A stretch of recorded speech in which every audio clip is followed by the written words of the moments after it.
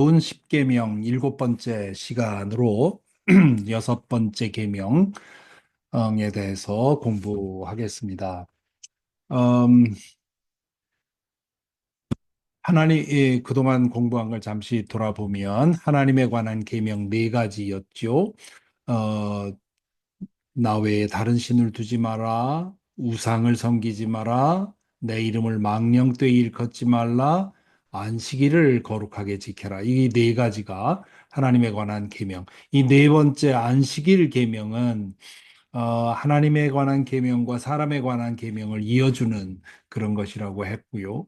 그리고 다섯 번째부터 이제 열 번째까지가 사람에 관한 계명인데 그 첫 번째 계명은 부모를 공경하라 하는, 그래서 논리적으로 하나님에 대해서 먼저 얘기하고 그 다음에 사람에 대해서 얘기할 때 맨 먼저 이제 부모에 대한 그런 그 가르침을 주셨다 하는 그런 얘기를 드렸습니다. 그래서 이제 부모에 관한 제5계명도 어찌 보면 앞계명과 뒷계명을 이렇게 이어주는, 하나님은 지난주에 말씀드렸지만 이 부모님은 하나님의 대리자로서 우리를 하나님의 마음으로 양육하는 그런 존재들이기 때문에 그분들을 그분들의 자격에 맞게 존중하는 것, 무겁게 여기는 것, 이것이 필요하다, 그런 말씀을 드렸는데요. 그런 점에서 이 다섯 번째 계명도 하나님에 관한 계명과 사람에 관한 계명을 이어주는 그런 계명이라고 할 수 있습니다. 이제 여섯 번째 계명이 나오는데요. 여섯 번째 계명, 사람에 관한 계명에 있어서 첫 번째 계명은 살인하지 말라 하는 계명입니다. 사람에 대한 계명에 있어서 제일 먼저 이 생명에 관한 그 계명이 나오는 것은, 이것도 역시 어떤 논리적인 흐름을 따른다 할 수 있지요. 그리고 살인하지 말라, 그다음 간음하지 말라, 뭐 그 이어지는 그런 계명들은 정언적 명령이라 그렇게 말하는데 군더더기가 없습니다. 왜 그래야 하는지, 그렇게 되면 어떻게 되는지, 그런 거 전혀 군더더기 없이 그냥 하지 말라, 살인하지 말라, 이렇게 얘기를 하고 있죠. 그래서 이것은 절대 주권을 가진 하나님께서 우리 피조물인 인간에게 음, 주시는 그런 지엄한 명령이다. 이게 여러 가지 군더더기 말이 붙으면 오히려 더 강세가 약해질 수 있죠. 살인하지 말라, 이 간단한 이 히브리어로는 두 단어인데 그렇게 어, 되어 있습니다. 그런데 이 살인하지 말라 하는 이 계명이 킹 제임스 버전, 이 영어로서 이제 처음 번역된 것이 킹 제임스 버전인데 이 킹 제임스 버전, 우리말로는 흠정역이라고 하죠. 이 킹 제임스 버전에서는 이걸 어떻게 번역했냐면 Thou shall not kill, 이렇게 번역을 했습니다. 너희는 어, 죽이지 말지니라, 이렇게 돼 있는데 Thou shall not kill 이라고 하는 표현은 물론 명령으로도 사용이 되는데 이 명령은 조금 더 권유적인 명령이죠. 상대방에게 이렇게 해주시겠습니까? 하는 식의 그런 부탁인데, 그런 점에서 본다면 이 히브리어 원문이 가지고 있는, 히브리어 원어가 가지고 있는 그 강세를 담아내지 못합니다. Never 이렇게 번역하는 것이 맞죠? 절대로 하지 마라. Never 이렇게 번역하는 게 맞고요. 두 번째는 이 kill이라고 하는 동사인데요. 이게 히브리어로는 라차흐라는 겁니다. 라차흐라는 단어인데 이 단어를 킬로 번역하는 것은 옳지 않다는 것이 일반적으로 성서학자들이 하는 얘기입니다. 왜냐하면 킬이라고 하면 우리말로 하면 살생이지요. 모든 죽이는 행위를 금지한 것처럼 되어 있는데 이 라처라고 하는 이 히브리 말은 그 구약 성서에서 사용된 용례를 따져보면 사람을 죽이는 데에만 사용된 단어입니다. 그래서 현대 번역에서는 never do not kill 이렇게 하지 않고 do not murder, no murder 이렇게 얘기를 하고 있는 거죠. 이렇게 번역을 해놓았죠. 그래서 그 지금 이 여섯 번째 계명은 살생이 아니라 살인을 말하고 있는 거다. 그래서 우리나라 번역, 우리 성경에서는 살인하지 말라 이렇게 돼 있는데 이건 아주 정확한 번역이라고 할 수 있죠. 사람의 목숨을 해치지 말라 그런 뜻입니다. 그래서 이 서양의 학자들은 그 하나님이 금지하신 것은 사람의 생명을 해치는 거지 다른 동물의 생명을 해치는 것은 금지하지 않으셨다. 이렇게 생각을 하면서 지난 수백 년 동안 수천 년 동안 이 짐승, 이 동물의 생명을 아주 하찮게 생각을 하고, 이건 그냥 우리가 처분해도 되는 것처럼 그렇게 생각을 해왔거든요. 그래서, 그런 어떤 생명에 대한 그런 존중심을 가진 분들은 기독교가 불교보다 못한 그런 생명에 관한 한 그런 사상을 가지고 있는 것처럼 그렇게 이제 비판을 하기도 했습니다. 그러나 사실 이 살생은 어, 하나님께서 우리에게 살생을 무한도로 허락하신 것은 아닙니다. 원래 에덴에서의 원래 하나님의 그 원초적인 창조 섭리에는 육식이 없었습니다. 창세기 1장 30절에 보면 인간과 모든 짐승에게 푸른 풀을 먹거리로 준다. 그렇게 돼 있죠. 그래서 서로 내 식욕을 채우기 위해서 다른 생명을 해치는 일이 에덴에는 없었습니다. 그것은 하나님의 원래의 창조 계획이 아니었던 거죠. 그 육식이 생겨난 것은 죄로 인해서 창조 질서가 깨어진 후에 모든 피조물이 자기중심적으로 되면서 서로 싸우고 갈등하는 그런 이 하나님의 창조 질서가 깨짐으로써 생겨난 것이 살생과 살인입니다. 처음 살인은 가인과 아벨 사이에서 일어나지 않았습니까? 그러므로 육식의 문화는 인간의 죄성의 결과다. 그렇게 보아야 옳은 거죠. 그래서 이제 아담과 하와가 선악과를 따먹고 에덴에서 쫓겨난 후에 인간의 죄가 증폭이 되면서 이제 첫 살인도 생기고 그리고 짐승들도 그렇고 사람도 그렇고 이제 자기의 식욕을 채우기 위해서 다른 생명을 죽이는 그런 육식의 문화가 시작이 되었다고 보아야 합니다. 그리고는 이제 노아의 이야기를 보면 홍수가 끝난 후에 그 노아가 제사를 드릴 때 하나님께서 노아에게 언약을 주십니다. 거기에 보면 창세기 9장 2절부터 5절인데요. 땅의 모든 짐승과 공중의 모든 새와 땅에 기는 모든 것과 바다의 모든 물고기가 너희를 두려워하며 너희를 무서워하리니 이것들은 너희의 손에 붙였음이니라. 모든 산 동물은 너희의 먹을 것이 될지라.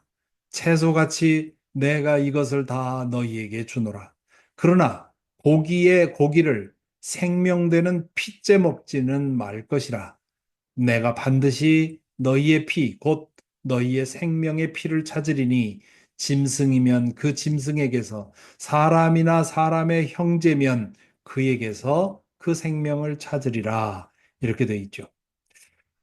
지금 이것을 보면 그 어떤 사람들은 노아 시대에 이때에 육식이 시작이 되었다고 하는데 그럴 수가 없습니다. 그 이전에 이미 육식 문화가 시작이 됐고, 그리고, 그 하나님이 사후로 승인해 준 거죠. 그래, 이제 이건 뭐 취소될 수가 없으니, 그 허락한다. 이렇게 말씀을 하신 거죠. 그 노아의 방주에 이제 그 동물들을 들여보낼 때 정한 동물은 7쌍씩, 부정한 동물은 2쌍씩 들여보내기로 했죠. 그래서 왜 이렇게 7쌍을 보냈을까? 이제 그렇게 그런 질문들을 하는데 많은 분들이 아마도 그 40일 동안 혹은 그 이상 더 오래도록 그 방주에 있었죠. 물이 다 빠질 때까지 음식으로 사용할 수 있는 그러한 배려로 7쌍을 드리라고 하지 않았을까 그렇게 생각을 하는 거죠. 그래서 이 노아의 시대에 하나님은 육식을 사후 승인을 해 주셨는데 그런데 피는 먹지 말라는 단서를 주셨습니다. 그 피는 먹지 말라는 단서는 육식 문화를 승인해 주셨지만 그러나 생명권을 인간에게 준 것은 아니라고 하는 그런 의미라고 할 수 있습니다. 그러므로 이 피는 먹지 말라 하는 말은 생명의 소유권이 하나님에게 있다는 것. 짐승의 경우도 동물의 경우도 생명의 소유권이 하나님에게 있다는 것을 기억하고 함부로 도살하고 함부로 죽이지 말라고 하는 그런 말씀이라고 우리는 받아들여야 합니다. 참 인간의 육식 문화라고 하는 것은 정말 지금은 이건 죄라고 할 정도로 심하게 타락해 있습니다. 저희 고향에서도 그 집에서 돼지 혹은 소 혹은 닭을 기르는 분들이 우리 동네 분들이 많은데요. 그 축사에 가보면 과연 우리 인간이 이래도 되는가 하는 그런 생각을 하게 되지요. 또 구제역이나 뭐 이런 그 전염병이 돌 때면 어떻게 합니까? 여러분도 영화에 저 뉴스에서 보셨겠지만 엄마 그 트럭에다가 그 죽은 소나 돼지를 또 때로는 산 것을 그냥 안매장하지 않습니까? 아, 그런 것을 보면 정말 인간이 너무나 생명의 주인이 하나님이라는 사실을 무시하고 우리가 우리의 건강을 위해서 우리의 생존을 위해서 육식을 하는 것은 어느 정도 허용을 해주지만 그러나 생명권은 하나님에게 있다는 것을 기억해야 되는데 그 무참하게 육식을 하고 그로 인해서 동물들이 착취되는 그런 모습을 보면 참 마음이 아프고 또 그렇다고 해서 참 이 인간의 이 문화가 너무 이렇게 그 극도로 와 있어서 이걸 어떻게 고칠 수도 없고요. 참 인간의 죄는 어찌할 도리가 없는 상태에 있다 그런 생각을 하게 됩니다. 이 살생이 하나님의 원래 뜻이 아니었다는 것은 이 새하늘과 새 땅에 관한 예언을 보아도 알 수가 있습니다. 이사야의 예언과 사도 요한의 환상에서 확인이 되지요. 이사야서 11장 6절부터 9절, 이제 내일 여러분들이 읽게 될 이사야서 65장에도 그런 말씀이 나오는데, 그때는 마지막 날, 모든 것이 새로워지는 그런 날을 말하죠. 그때에 이리가 어린 양과 함께 살며, 표범이 어린 염소와 함께 누우며, 송아지와 어린 사자와 살진 짐승이 함께 있어 어린아이에게 끌리며 암소와 곰이 함께 먹으며 그것들의 새끼가 함께 엎드리며 사자가 소처럼 풀을 먹을 것이며 젖 먹는 아이가 독사의 구멍에서 장난하며 젖된 어린아이가 독사의 굴에 손을 넣을 것이라. 내 거룩한 산 모든 곳에서 해됨이 없고 상함도 없을 것이니 이는 물이 바다를 덮음 같이 여호와를 아는 지식이 세상에 충만할 것입니다. 네. 지금 이것은 상징이 아니라는 겁니다. 모든 하나님 그 마지막 새 하늘과 새 땅이 이르게 되면 모든 생명이 서로 어울려 살아가는 그런 시대가 될 거다. 그것이 요한계시록 21장 1절부터 8절에 보면 사도 요한이 반모섬에서 환상을 통해서 그것이 이루어지는 것을 보게 되지요.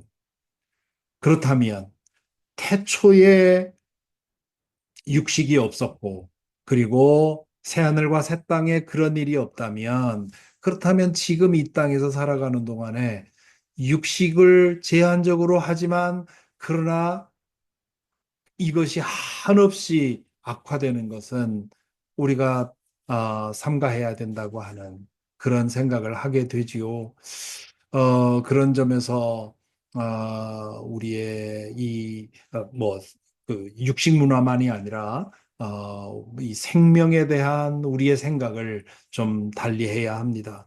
뭐 불교에서 그 방생하는 그런 일들을 보면 때로는 얼마나 우습습니까? 방생해놓고 그거 다시 잡아다가 또 방생하게 하고 그런 이 방생의 예식이라고 하는 게 참 얄궂을 때가 있는데 인간의 모든 문화가 그렇게 타락해 있는 겁니다. 그래서 우리는 어, 그 짐승을 음식으로 먹는다 해도 핏째 먹지는 말라는 말씀은 생명이 하나님의 것이라고 하는 것을 기억하고 식물이든 모든 생명을 소중하게 여기는 그런 그런 것도 또 우리 기독교 신앙에 매우 중요한 것이라고 하는 것을 기억해야 하겠습니다. 자, 그러면 이제 살인에 관한 말씀을 보겠는데요. 이 여섯 번째 계명. 아까도 잠깐 말씀드렸지만 히브리어 라차흐라고 하는 이 단어는 원래는 복수, 그 피해 복수, 다른 사람을 죽이는 복수를 금지하는 의미로 사용되는 단어였다고 합니다. 그런데 이 단어가 시간이 지나면서 원한이나 악감정으로 살해하는 행위를 의미하는 의미로 확장이 되었다는 거죠. 그래서 이 제6계명이 금지하는 라차 이거에 해당하려면 세 가지 조건이 갖춰야 됩니다. 개인적이어야 하고 이 어떤 법적으로 하는 것이 아니라 어떤 국가가 하는 것이 아니라 개인이 죽이는 거죠. 두 번째는 의도. 그 사람을 죽이려는 의도가 있어야 되고요. 세 번째는 불법적이어야 합니다. 그래서 불법적으로 자신의 의도로 누군가를 살해하는 것, 하나님은 이것을 금지하고 있다는 거죠. 의도적이지 않은 살인, 과실의 살인 같은 거죠. 이것에 대해서는 출애굽기 20장 이하에 바로 그 다음 장에 보면 출애굽기 21장에 보면 도피성에 대한 얘기가 나옵니다. 그리고 신명기 19장에 보면 좀 더 자세히 길게 도피성 얘기를 하고 있죠. 그래서 과실로 실수로 의도하지 않게 누군가를 죽인 경우는 그런 경우는 이제 여기에 해당하지 않는 겁니다. 그래서 개인적이고 의도적이고 불법적인 죽음에 대해 이 제6계명은 얘기를 하고 있다고 보아야 하는 거죠. 그렇다면 이 제6계명의 신학적인 근거는 뭐냐? 왜 인간의 생명을 해치지 말라고 하는 거냐 하면 그 뭐 여러 성경을 얘기할 수 있지만 창세기 9장 6절이 가장 중요한 말씀입니다. 다른 사람의 피를 흘리면 그 사람의 피도 흘릴 것이니 이는 하나님이 자기 형상대로 사람을 지으셨음이니라. 하나님이 자기 형상대로 사람을 지으셨다. 그렇게 얘기를 하죠. 어, 하나님의 형상으로 지어졌다는 말이 무슨 뜻인가? 거기에 대해서 크게 두 가지 의견이 있습니다. 하나는 하나님의 성품을 부여받았다. 그런 뜻이죠. 물론 이 뜻도 있습니다. 우리 다른 동물과 달리 인간은 하나님의 인격성을 물려받았죠. 그러나 두 번째 의미도 있습니다. 이 의미는 하나님의 대리자로 창조되었다는 뜻이지요. 알렉산더 대왕이 어느 나라를 점령하고 나면 거기에 자기의 동상을 세웁니다. 그 말은 이 땅은 나의 땅이다. 너희 이 나라의 백성은 나에게 복종해야 한다 하는 그런 메시지를 주는 거죠. 그것처럼 하나님은 보이지 않는 하나님은 이 세상에 보이는 인간을 하나 그 알렉산더 대왕이 동상을 세우듯이 당신의 형상을 우리를 세우셨다는 거죠. 그래서 우리는 하나님을 대신해서 이 땅에서 피조 세계를 다스리고 가꾸고 관리하는 그런 하나님의 대리자로서 창조되었다는 거예요. 그렇기 때문에 사람의 목숨을 해치는 것은 그 사람을 이 세상에 보낸 하나님을 해치는 것이 되는 거죠. 만약에 어떤 사람이 알렉산더 대왕의 동상에다가 오물을 뿌리게 되면 그렇게 되면 그 사실을 알게 되면 반역죄로 다스리는 거죠. 왜냐하면 그건 동상에 대해서 행한 일이 아니라 알렉산더 대왕에게 행한 일이기 때문이죠. 그래서 사람의 그 사람을 해치는 것은 곧 하나님에게 반역하는 것이다 하는 것이요.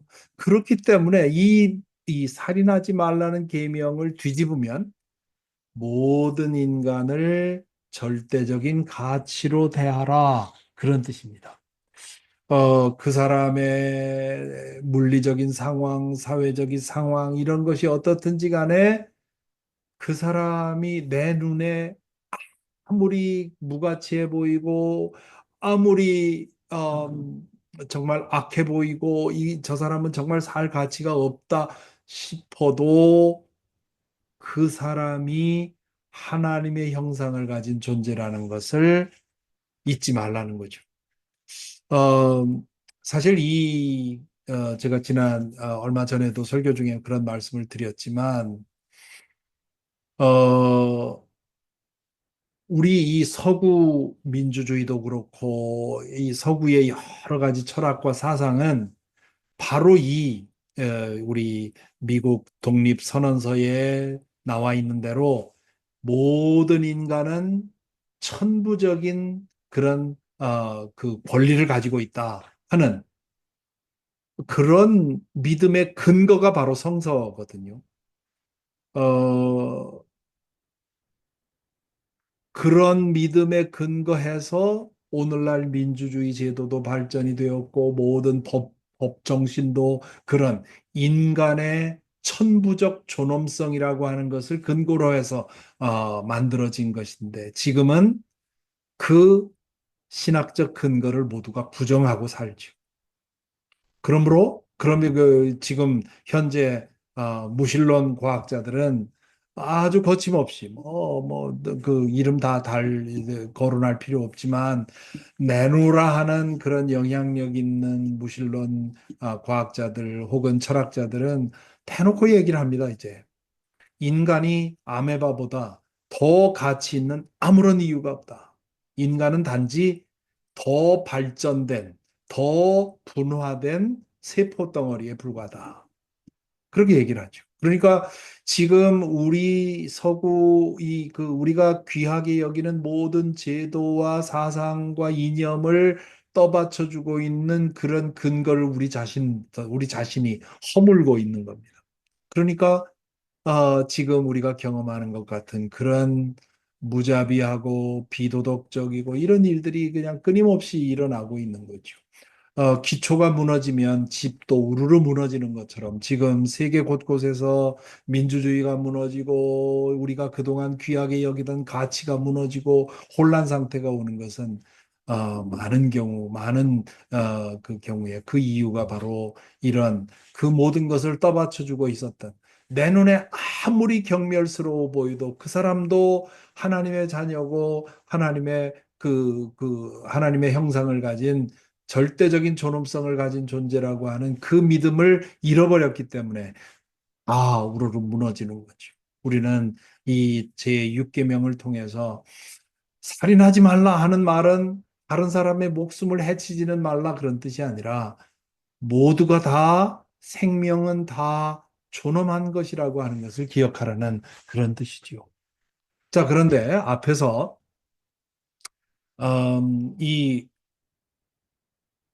살인하지 말라 할 때의 그 살인은 개인적이고 의도적이고 불법적인 살인만을 얘기한다고 했습니다. 그렇다면 그 외에 다른 종류의 살인도 많잖아요. 여기 살인의 종류들, 사형, 법으로 사형을 결정하는 전쟁, 임신 중절, 자살, 안락사, 이런 경우는 어떻게 해야 되느냐? 이런 경우에는 이게 해당이 안 되느냐? 자, 이 제6계명은 물론 이러한 다른 종류의 살인에는 해당이 되지 않습니다. 그렇지만 이 제6계명의 기본 정신, 모든 생명은, 모든 인간은 절대적 가치를 가진 존재다라는 근거에서 생각해야 되기 때문에 이 원리는 이 다섯 개의 다른 살인에게도 적용이 돼야 되는 거죠. 자, 문제는 이것을 이 제6계명을 이 다섯 개의 다른 죽음에 적용해서 무조건 죄다 이렇게 말할 수는 없는 겁니다. 반면에 그렇다고 해서 이러한 살인들은 다 괜찮다 이렇게 말할 수도 없는 거죠. 이 다섯 개의 경우는 인간의 존엄성을 믿는다면 우리는 어떻게 해야 되느냐 하는 고민을 하게 만들어주는 영역들입니다. 그래서 이 다섯 가지 문제에 대해서 기독교인들 사이에도 의견이 첨예하게 갈려져 있죠. 사형, 제도. 지금 대개 선진국에서는 사형 제도가 다 사라졌습니다. 유럽의 유럽 나라들, 캐나다, 호주 등 이런 선진국들은 다 사라졌는데 사형 제도가 아직 남아 있는 선진국은 미국과 한국과 일본뿐입니다. 그래서 지금도 계속해서 미국에서도 사형 제도를 없애야 된다는 그런 얘기를 하고 있죠. 그러나 참 이게 쉽지 않은 일입니다. 어, 한 사람을 죽을 때까지 감옥에 가두는 것이 경제적으로 보면 얼마나 큰 손해입니까? 그 사람의 그 삶의 질을 생각할 때도 모르겠어요. 그 사형 당하는 것보다 무기로 사는 게 더 그 사람에게 나을 수 있겠죠. 어, 그런 상황을 보면 과연 어떤 게 옳은가 그런 생각을 하죠. 그러니까 이 인간의 존엄성을 무시하고 다 죽여라. 괜찮다. 이렇게 할 수는 없는 거고. 인간의 존엄성을 생각하면 이 사형제도는 문제가 있고. 그렇다고 해서 어떤 경우에는 정말 이 사람은 살려둬야 되는가 하는 그런 생각하게 될 때가 있죠. 이것이 우리가 해석해야 되는 문제이기 때문에 사람마다 의견이 다른 거죠. 전쟁도 마찬가지죠. 전쟁도 저도 신학 공부하면서 기독교 패시피즘, 기독교 평화주의, 그리고 기독교 정당 전쟁론, Just War Theory라고 하는 그래서 정당한 사유와 정당한 방법과 정당한 실천만 있으면 전쟁은 정당할 수 있다. 이렇게 얘기를 하는 겁니다. 그래서 이제 정당 전쟁론을 기독교인들도 신학자들도 주장하는 사람들이 있고 또 신학자들 일부에서는 모든 전쟁은 악하다. 그래서 심지어 침략할 때조차도 싸우지 말아야 된다. 그래서 이 전쟁과 관련해서 아주 극단적인 입장을 가진 교파가 여호와의 증인 아닙니까? 그래서 여호와의 증인 신도들은 아예 집총도 거부하지요. 제 고등학교 때 같은 반에 여호와의 증인 한 친구가 있었는데 교련 시간만 되면 교련 선생님한테 엄청나게 맞았습니다. 그렇게 맞고도 끝내 총을 들지 않더라고요.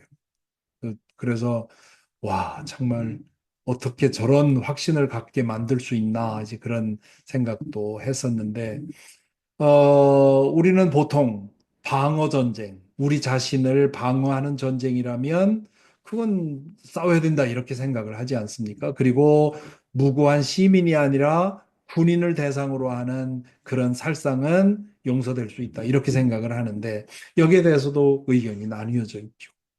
그리고 임신 중절, 프로 라이프, 프로 초이스 이 미국에 얼마나 심하게 싸우고 있습니까? 프로 라이프는 그 정자와 난자가 수정이 되는 순간부터 온전한 인간이라고 생각을 하는 거죠.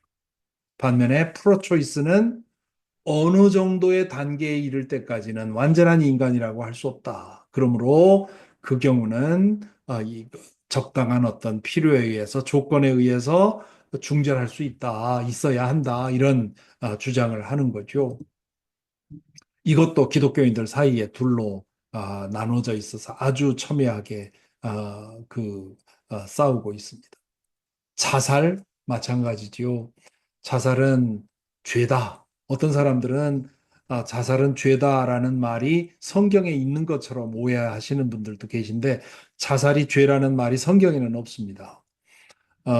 자살이 죄다라는 이론은 어거스틴, 우리 신학적으로 보면 4세기에 살았던 어거스틴으로부터 시작이 되어서 그분의 영향력이 하도 강하다 보니까 이제 그것이 하나의 교리처럼 그렇게 되어 있지요. 그리고 뭐 물론 자살은 죄라고 할 수 있지요. 그런데 이제 최근에 와서 자살의 원인이라고 하는 것이 하나만은 아니다 하는 것을 알게 되지 않았습니까?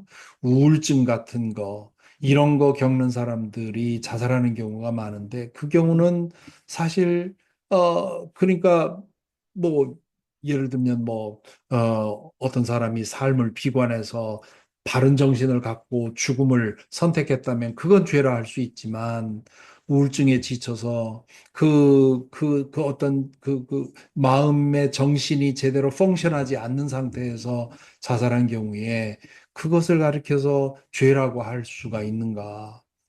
뭐 오래전 얘기입니다마는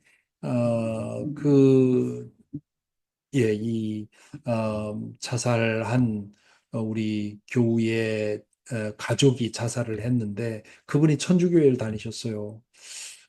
그래서 그 아들이 천주교 사제한테 그 장례를 좀 해줄 수 있느냐 그랬더니 그 천주교 사제가 나는 자살한 사람 어, 장례 안 한다. 그래가지고 저한테 부탁을 하시더라고요.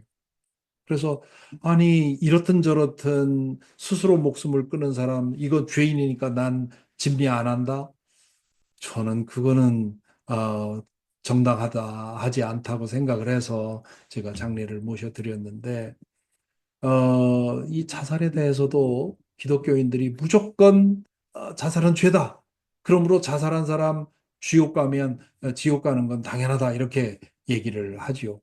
오래전에 읽은 글인데요. 어떤 부부가 다른 지역으로 이사 가서 교회를 찾는데 교회 쇼핑을 하는 거죠. 이 교회 저 교회 다니면서 목사의 설교를 들어보는데 어, 마음에 맞는 설교가 없는 거예요. 그래서 이거 교회 어떻게 어느 교회를 가나 그랬는데 어느 날 그 지역에 어떤 그 아는 사람이 장례가 나서 장례식에 갔는데 그 목사가 그 고인이 자살했다고 하면서 이 사람은 지옥 갔습니다. 여러분 지옥 가지 않도록 바로 삽시다. 뭐 이렇게 얘기를 했다는 거예요. 그래서 그 장례 예배 끝나고 돌아오면서 그 부인이 남편한테 우리 교회 갑시다. 저 목사 진짜입니다. 그렇게 얘기를 했다지요. 어, 그것이 목회적으로 맞는가? 어, 그 아마 여러분도 그런 분들 알겠지만 가족 중에 어떤 사람이 그런 자살로 그 세상을 떠나면요, 이중고를 겪습니다. 자살했다고 하는 거 쉬쉬하는 일 아닙니까? 사람들이 그거 알게 되면 뭐 이상한 무슨 뭐 그 무슨 전염병자처럼 취급한다고요. 게다가 또 그 고인이 지옥에 갔다고 하는 그런 생각 때문에 더 고통받고 그러죠. 어, 그, 그- 그것을 옆에 있는 사람이 그렇게 얘기해 줄 수 있는가. 자살이라고 하는 것이 물론 해서는 안 될 선택이지만 그러한 선택을 해서 세상을 떠났을 때 우리 믿는 사람들은 저 사람 지옥 갔다고 정죄할 게 아니라 설사 그렇게 믿는다 해도 코인들을 위로하고 그 사람들이 그 슬픔으로부터 벗어날 수 있도록 해야 되는데 그러지 않는 경우가 참 많습니다. 다섯 번째는 안락사지요. 2001년인가요? 덴마크, 네덜란드에서 안락사가 처음 합법화되고 지금까지 계속 많이 여러 나라에서 합법화되고 있습니다. 안락사에는 크게 두 종류가 있습니다. 하나는 적극적 안락사, 하나는 소극적 안락사. 소극적 안락사는 본인 그 사람에 대해서 그 사람의 생명을 연장하려는 그러한 의학적인 조치를 안 하는 게 소극적 안락사고 적극적 안락사는 죽는 죽음을 재촉하기 위해서 어떤 의학적인 조치를 하는 거죠. 대개의 경우 이 소극적 안락사를 그 법으로 정하고 있고 적극적 안락사는 이제 네덜란드 같은 나라에서 이제 말기 시한부 말기 환자에게만 적용을 합니다. 요즘 새롭게 나온 서서히 얘기되는 것은 또 조력사를 얘기를 합니다. 그 조력사라고 하는 것은 조력 자살. 그것은 이제 의사가 그 환자에게 스스로 선택할 수 있는 어떤 스위치를 누르면 죽게 되는. 그래서 그 스위치를 환자에게 줘서 당신이 원하면 언제든 갈 수 있다. 그렇게 해서 이제 스스로 자살할 수 있도록 조력해주는. 그것을 지금 네덜란드에서는 이것을 합법화시키는 거에 대해서 그 논의하고 있다고 해요. 근데 문제는 이런 것을 합법화시키면 말기 정말 시한부 몇 달 안 남은 사람이 극심한 고통에서 벗어나기 위해서 할 수는 있지만 많은 오용될 가능성이 많죠. 자, 그래서 이 다섯 가지의 죽음, 다섯 가지의 살인에 대해서 어떤 사람들은 이것도 역시 제6계명에 해당한다 해서 아무것도 안 된다고 주장하는 사람들도 있고, 또 어떤 사람들은 이것은 괜찮다고 생각하고 너무 또 그렇게 나가는 경우도 있고. 그래서 이 다섯 가지의 경우는 어, 이 현실의 복잡성, 그리고 인간 존재의 존엄성, 이 둘 사이에서 각자 선택하고 입장을 정해야 하는 그런 문제이지요. 어, 뭐 여러분들도 이런 문제에 대해서 다 생각이 다르고 의견도 다르겠지만, 음, 저는 최대한 인간 존재의 존엄성을 존중하는 편을 택해야 된다고 생각을 합니다. 그러나 현실의 복잡성이라는 게 있죠. 예를 들면 임신 중절 같은 경우 레이프 당했을 때, 이 성폭행을 통해서 임신했을 때 그 사람이 출산을 선택하면 모르지만 다른 사람이 그에게 그렇게 말하기는 참 쉬운 일이 아닙니다. 그러니까 인간 존재의 존엄성을 극대화시키는 선택이 무엇인가? 그러면서도 현실에서의 어떤 상황을 고려하는, 현실에서의 상황을 너무 고려하면 말하자면 상황윤리처럼 그 정당화되지 않을 죄가 없지요. 모든 게 다 정당화됩니다. 그렇기 때문에 우리 그 그리스도인들은 제6계명을 생각하면서 인간 존재의 존엄성을 최대한으로 생각하면서 그 상황에 따라서 예외적으로 그런 살인을 어쩔 수 없는 필요악으로 허용하는 그런 상황이 돼야 하리라고 생각을 합니다. 오래전에 저희 부목사님 한 분이 그 부인이 둘째를 임신했을 때 의사가 아이의 염색체에 문제가 있다. 그러니 어보션을 레커멘드 한다. 이제 그렇게 얘기를 한 거예요. 그 부부가 저에게 와서 눈물을 흘리면서 어떻게 하면 좋겠느냐. 이제 그런 질문을 해서 음, 이것은 절대적으로 당신들이 기도하면서 선택할 일이다. 어, 그러나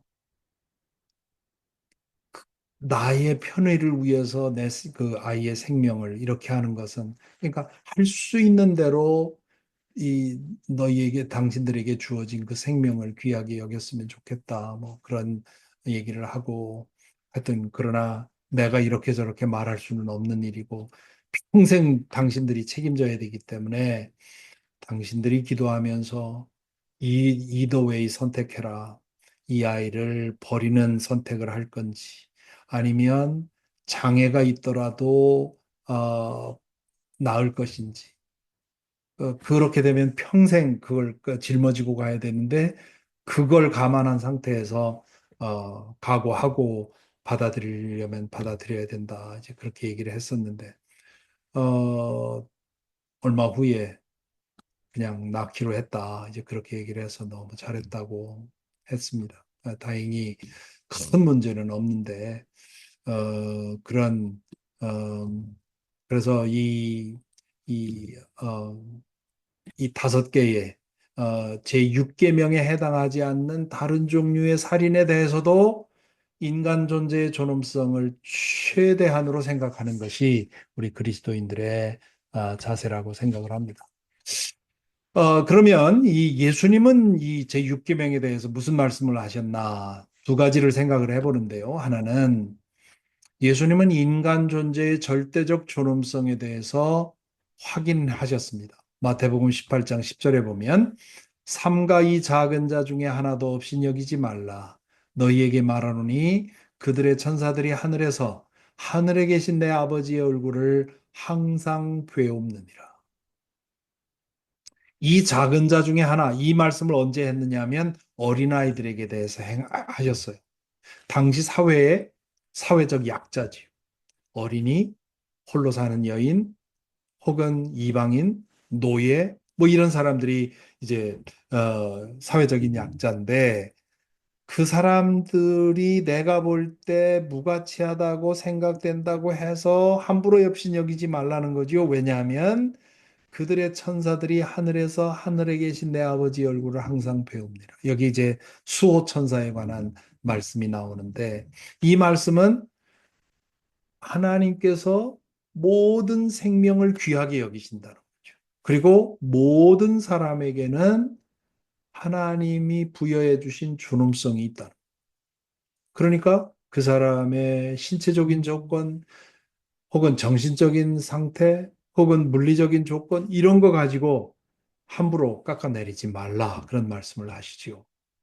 그리고 산상설교에 보면 마태복음 5장 21절, 22절에 보면 이 제6계명에 대해서 언급을 하십니다. 옛사람에게 말한 바, 이 옛사람은 모세가 말한 겁니다. 모세를 말합니다. 모세에게 말한 바, 살인하지 말라. 누구든지 살인하면 심판을 받게 되리라 하였다는 것을 너희가 들었으나 나는 너희에게 이르노니 형제에게 노하는 자마다 심판을 받게 되고 형제에 대해서 라가라 하는 자는 공회에 잡혀가게 되고 미련한 놈이라고 말하는 자는 지옥불에 가게 되리라. 이렇게 말합니다. 그러니까 지금 이 말씀은 목숨을 해치는 것, 그것만이 그것만을 하나님이 금지한 게 아니다. 살인하지 말라는 말씀을 주셨을 때 하나님은 그 사람을 사랑하라. 모든 사람을 있는 그대로 절대적인 가치로 여기라는 뜻으로 그 말씀을 주셨다는 거죠.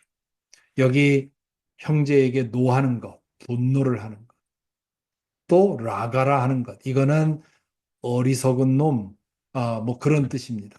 그리고 미련한 놈이라는 말은 그 사람의 존엄성을 깎아내리는 말입니다. 그런데 여기에 노하는 혹은 라가라 하는 혹은 미련한 놈이라 하는 이 여기에는 현재형으로 되어 있습니다. 그러니까 어떤 문제에 대해서 잠깐 분노하는 것 혹은 어, 욕설하는 것 이걸 말하는 것이 아니라 그러한 태도로 살아가는 것, 분을 품는 것, 또 어떤 사람을 에 대해서 지속적으로 그 사람의 존엄성을 깎아내리는 말과 행동을 지속하는 것, 이걸 말하는 거예요. 그러한 것도 살인이다. 그렇게 얘기를 하는 거예요. 그래서 지금 예수님은 이 말씀을 통해서 두 가지를 말씀하시는데요. 하나는 목숨을 해치지 않았다고 해서 이 육계명에 저촉되지 않았다고 생각하지 마라. 사실 여기 계시는 저와 여러분 우리 가운데 아무도 제 6계명을 범한 사람은 없습니다. 혹시 있을지 모르죠. 안 잡혀서 그런지도 모르겠는데 하여튼 웬만한 사람이면 6계명을 제 6계명을 범할 가능성이 없는 거죠. 누가 사람을 죽이는 일은 정말 극단적인 일이기 때문에 이 6계명은 사실은 모든 사람에게 난 괜찮아 하게 만드는 그런 계명인데 예수님은 미워하는 것, 다른 사람의 존엄성을 깎아내리는 것, 무시하는 것, 그런 것도 마음의 살인도 살인이다. 그런 얘기를 하시는 거예요. 그리고 상대방의 육신의 상처를 내지 않았다고 해서 안심하지 마라. 상대방의 마음의 상처를 내는 것은 더욱 큰 죄일, 그 살인일 수 있다. 그런 얘기를 하시는 겁니다. 어, 정말 그렇습니다. 육신은 살아있지만 속에 자아가, 마음이, 영혼이 죽어 있는 경우, 누군가의 잔인한 말에 의해서 혹은 잔인한 눈빛, 말에 의해서 시름시름 속으로 죽어가는 사람들이 있습니다. 그 경우는 형법에는 걸리지 않죠. 그러나 하나님의 눈에는 사람의 목숨을 해친 것보다 더 심한 그런 죄일 수 있습니다. 그렇기 때문에 우리가 다른 사람에게 하는 말과 행동을 조심해야 되는 거죠. 예수님은 다른 사람에게 해를 끼치지 말라. 여기서 한 걸음 더 나가서 최소 의무에서 만족하지 말고 최대 사랑으로 나가라고 말씀을 하십니다. 예수님의 설교의 대주제는 두 가지입니다. 하나는 하나님 나라, 하나는 사랑. 이 사랑이라고 하는 것은 하나님 나라를 아는 사람들의 삶의 방법입니다. 그 사랑은 위로는 하나님 사랑, 옆으로는 이웃 사랑인데 그 이웃의 범주에 예수님은 원수까지 포함합니다. 그러니까 예수님의 말씀에 의하면 만나는 사람 누구나 우리의 이웃이라는 겁니다. 그리고 선한 사마리아인의 비유를 통해서 어려움에 처한 사람 누구에게든지 도움을 주는 것, 그것이 우리가 할 일이다. 그래서 제6계명 나는 아무의 목숨도 해치지 않았어 하는 것으로 만족하지 말고 내 마음으로도 미워하지 않도록 힘쓸 뿐만 아니라 나는 아무에게도 해주지 않았어 만족하지 말고 다른 사람에게 유익을 끼치는 삶을 살라고 얘기를 합니다. 보통 일반적으로 그 자신에 대해서 얘기할 때 그런 얘기를 하지요. 나는 세상에 아무에게도 해를 주지 않고 살았다. 그러는데 해 끼치지 않고 사는 것만도 사실은 상당한 수준입니다. 그러나 예수님은 거기서 멈추기를 원치 않으십니다. 유익을 끼치라는 거죠. 그것이 제 6계명에 대한 예수님의 새로운 해석이라고 할 수 있습니다. 자, 오늘 이만큼 말씀을 드리고요. 이제 잠시 묵상을 통해서 오늘 말씀을 생각해 보겠습니다. 잠시 기도하겠습니다.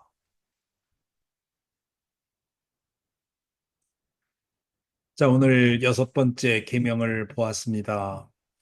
그러면 나는 만나는 모든 사람들을 하나님의 형상을 가진 존재로 절대적 가치를 가진 존재로 대하고 있는가 생각해 보십시다. 내가 마음으로, 말로, 행동으로 정신적인 살인을 범한 적은 없는가? 혹은 반대로 다른 사람에게서 받은 상처로 인해서 내 안에 죽은 살은 없나? 그런 생각을 잠시 묵상 가운데 하면서 느껴지는 게 있으면 그것을 기도로 올리면 좋겠습니다.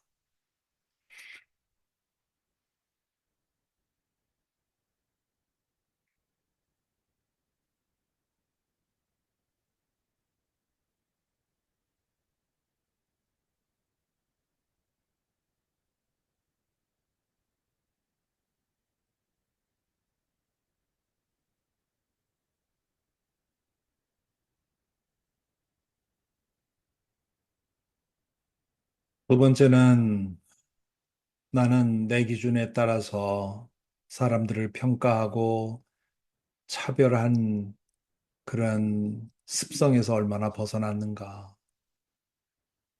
혹시 나에게는 상대 못할 인간으로 규정된 사람은 없는가? 내가 살아가면서 만나는 사람들 중에 눈길도 주지 않고 외면하고 사는 사람은 없는가?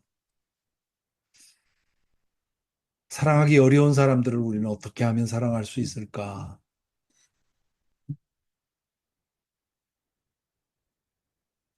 시간 생각하며 주님의 도우심을 구하십시다.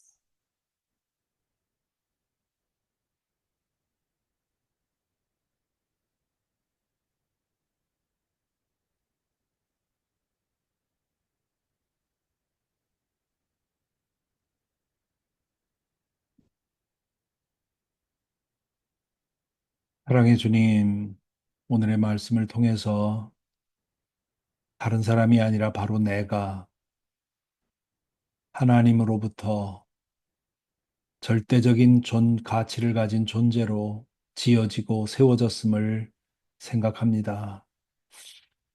아버지 하나님, 그것을 알지 못하고 우리는 다른 무엇으로 나의 가치를 높여보려고 발버둥 쳐 왔습니다.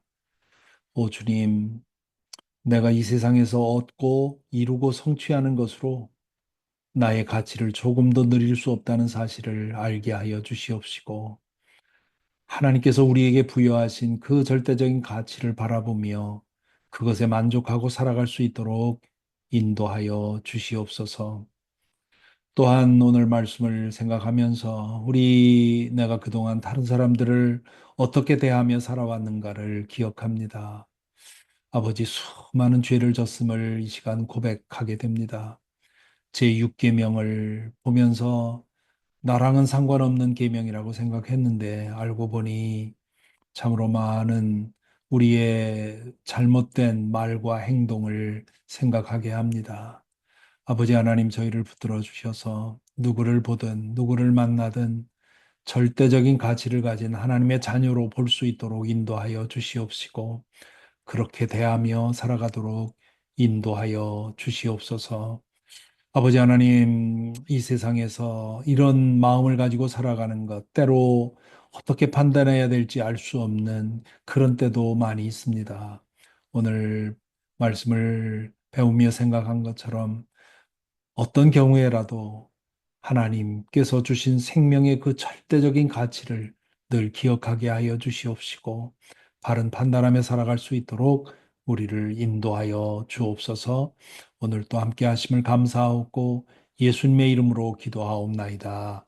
아멘.